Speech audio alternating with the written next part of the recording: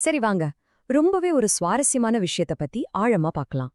பல நூற்றாண்டுகளுக்கு முன்னாடி காகபுசுண்டர்னு ஒரு மகா ரிஷி வாழ்ந்திருக்காரு.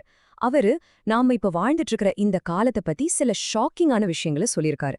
அவர் என்னதான் சொன்னாரு, அதுக்கு இன்னைக்கு என்ன அர்த்தம், அதுதான் நம்ம இப்ப பார்க்க போறோம். ரிஷியோட தீர்க்க தரிசனத்திலேயே ரொம்பவே அதிரடியான ஒண்ணு இதுதான். இரத்த மழை பெய்யும். இது வெறும் வார்த்தைங்க இல்ல, ஒரு யுகத்தோட குழப்பத்தையும் இயற்கையோட கோவத்தையும் காட்டுற ஒரு பவர்ஃபுல்லான உருவகம்னு சொல்லலாம். ஒரு பழங்காலத்து ரிஷி சொன்ன இந்த பயங்கரமான எச்சரிக்கை, இதுக்கு இன்னைக்கு நம்ம வாழ்க்கையில என்ன அர்த்தம் இருக்க முடியும்? இது வெறும் பழங்கதையா, இல்ல நம்ம கவனிக்க தவறின ஏதோ ஒரு உண்மையா? வாங்க இத பத்தி கொஞ்சம் யோசிச்சு பார்க்கலாம். முதல்ல ரிஷி இந்த கலியுகத்தை எப்படி பார்த்தாருன்னு புரிஞ்சிக்க முயற்சி பண்ணுவான். அவர் சொன்ன பிரச்சனைகள் என்னென்ன, அவர் வெறும் இயற்கை சீற்றத்தை மட்டும் சொல்லல, மனுஷ சமூகமே எப்படி சரியா போகுதுன்னு சொல்லியிருக்கார். அவர் சொன்ன இயற்கை சீற்றங்களோட லிஸ்ட் இங்க இருந்து தான் ஆரம்பிக்குது. திடீர்னு எந்த ஒரு வார்னிங்கும் இல்லாம பூமி அதிரும்னு சொல்றாரு. பாருங்க, இது வெறும் ஒரு ஜியாகிரபிக்கல் நிகழ்வு மட்டும் இல்ல, நம்மளோட ஸ்திரத்தன்மையே ஆட்டம் காணுதுங்கிறதுக்கான ஒரு அடையாளம். அது மட்டுமல்ல, வானத்துல நடக்கிற விஷயங்களை பத்தியும் சொல்றாரு. சூரியனும் சந்திரனும் கூட அதோட சரியான நேரத்துக்கு வராதாம். யோசிச்சு பாருங்க, இந்த பிரபஞ்சத்தோட தாளமே தப்பி போதுன்னு சொல்றாரு. ஒரு சமநிலையே இல்லாத உலகத்தோட ரொம்ப தெளிவான அறிகுறி இது.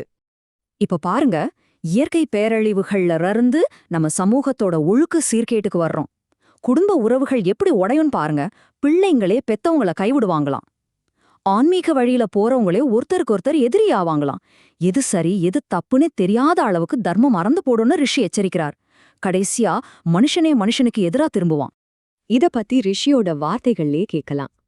மனுஷன் வாழணும்னு ஆசைப்பட்டு தீர்க்க தரிசனங்களை கேட்டுட்டே இருக்கான். ஆனா அவன் உண்மையிலேயே வாழ்வானா?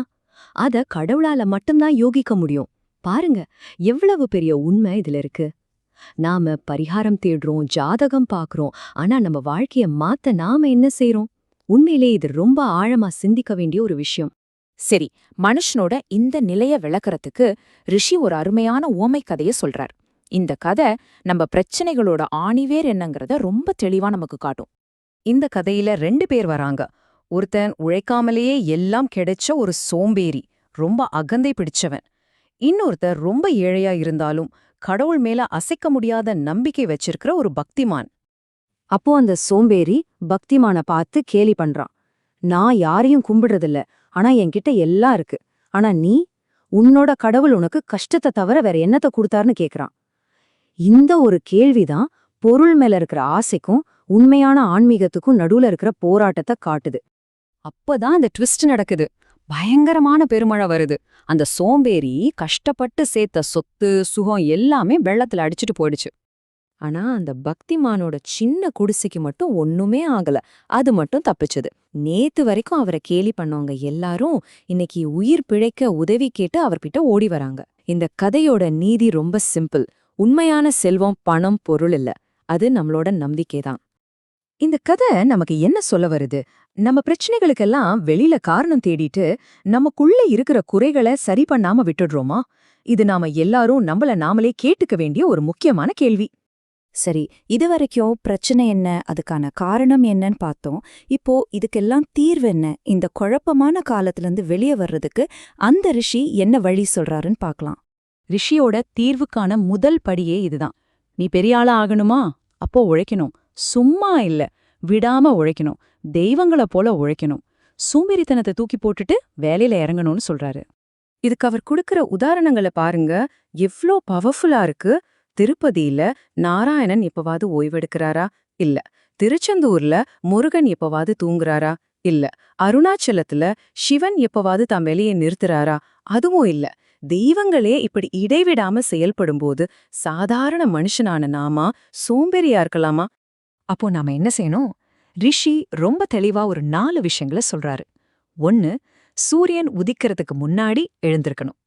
2, நம்மளோட பிரார்த்தனை உண்மையானதா இருக்கணும், அது ஒரு வியாபாரம் மாதிரி இருக்கக்கூடாது. 3, மத்த உயிர்கள் மேல கருணை காட்டணும், முடிஞ்சா ஒரு உயிர்க்காவது சாப்பாடு போடணும். 4, தர்மத்தை எப்பவும் கடைபிடிக்கணும், அதாவது நீதி உண்மை கடமை தவறாம இருக்கணும். இதிலிருந்து நாம புரிஞ்சுக்க வேண்டிய முக்கியமான விஷயம் என்னன்னா, நம்மளோட செயல்கள் தான் நம்ம யாருங்கிறத காட்டும். நம்மளோட பிரார்த்தனைகளோ இல்ல நான் நல்லவன்னு நாமே சொல்லிக்கிறதோ இல்ல. செயல் செயல்தான் முக்கியம்.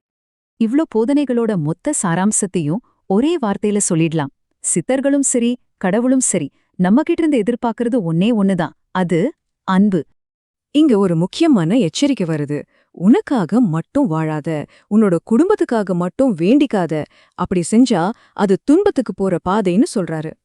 கடைசியா இந்த ஒரு கேள்வியோட இந்த பதிவை முடிச்சுக்கலாம். சித்தர்கள் உன் வீட்டுக்கு வருவாங்க, சரிதான். ஆனா மத்தவங்களுக்காக நீ என்ன செஞ்சிருக்க? நம்ம ஆசிர்வாதத்தை எதிர்பார்க்கிறோம், ஆனா அந்த ஆசிர்வாதத்தை பெறதுக்கான தகுதியை நாம வளர்த்துக்கிட்டோமா? நாம மத்தவங்களுக்கு என்ன செஞ்சோமோ அதை வச்சுதான் நமக்கான அருளும் கிடைக்கும். இத பத்தி கொஞ்சம் யோசிச்சு பாருங்க.